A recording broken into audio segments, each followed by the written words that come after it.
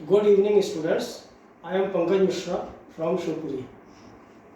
मैं आपको अपने ऐप पर अंग्रेजी मुख्य रूप से पढ़ाऊँगा। इसके अलावा मैं आपको हिंदी, योग की कुछ विधियाँ और जनरल नॉलेज इससे संबंधित ट्यूटोरियल्स भी आपको समय समय पर प्रस्तुत करूँगा।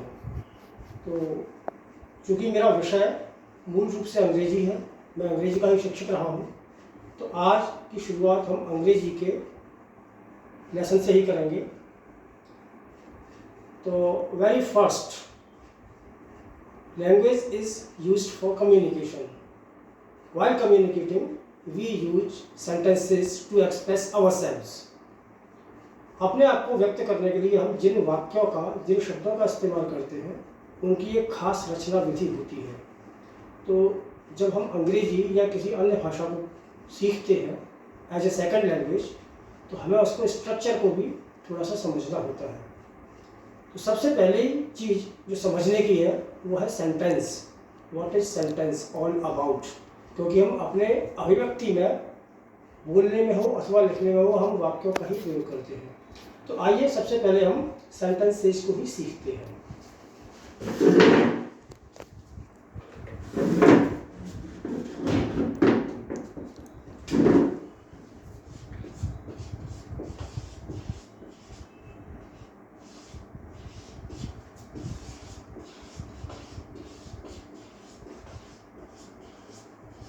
Types of sentences.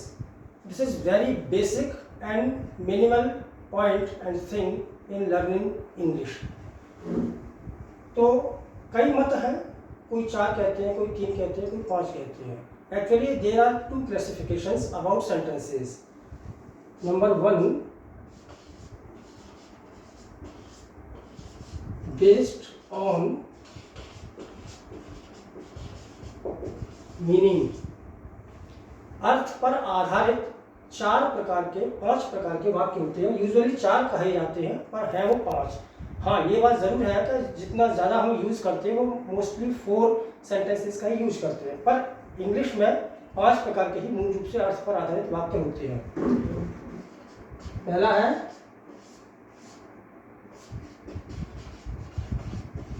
Affirmative plus negative. ये दोनों प्रकार की श्रेणी है, ये कहलाती है एजर्टिव। नंबर 1। इसके बाद नंबर 2, ये है इंटेरोगेटिव। इसमें भी 2 टाइप्स होते हैं। एक होता है यस नो टाइप क्वेश्चंस, दूसरा होता है WH वर्ड यूज। इंटरोगेटिव में भी 2 प्रकार के वाक्य होते हैं। एक वो जो यस नो टाइप क्वेश्चंस कहलाते हैं, जिनका आंसर हम यस या नो में दे सकते हैं। यूजुअली इस टाइप के इंटरोगेटिव्स हेल्पिंग वर्ब पहले आने पर प्रारंभ होते हैं, जैसे are you hungry, can you do it, इस प्रकार के वाक्य। दूसरे प्रकार के WH वर्ड्स होते हैं जिनके आंसर देने में हमें एक्स्ट्रा इंफॉर्मेशन ऐड करनी होती है, जैसे what are you doing right now, where are you going. इसके आंसर देने में हम यस नो से कम नहीं चलेगा। तो ये दोनों ही इंटरोगेटिव की श्रेणी में आती है। तीसरा बड़ा महत्वपूर्ण है और सर्वाधिक हम यूज करते हैं और बड़ा आसान है सीखने में, that is imperative.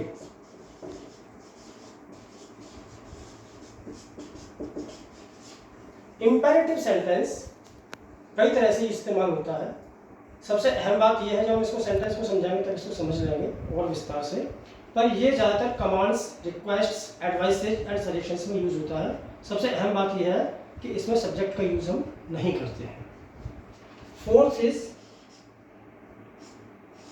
Optative and 5th is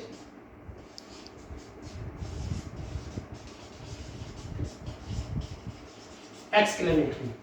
optative sentence का यूज हम विश करने के लिए, ग्रीट करने के लिए करते हैं, जैसे may God bless you, may you pass with good scores in exams, इस प्रकार के सेंटेंसेस ऑप्टेटिव होते हैं।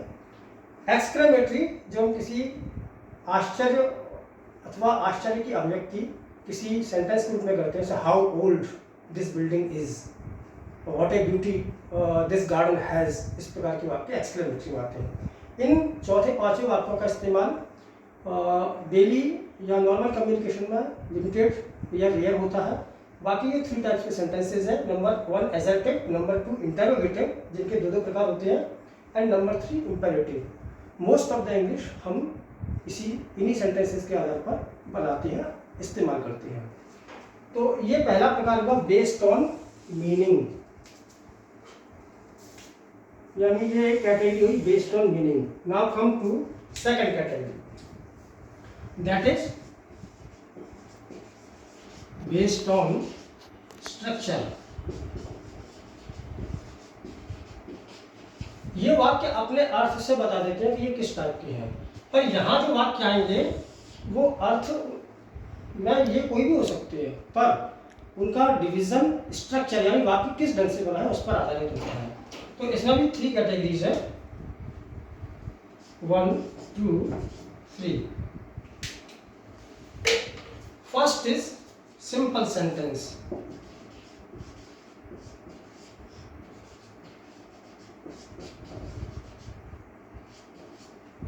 Second is complex, and third is compound.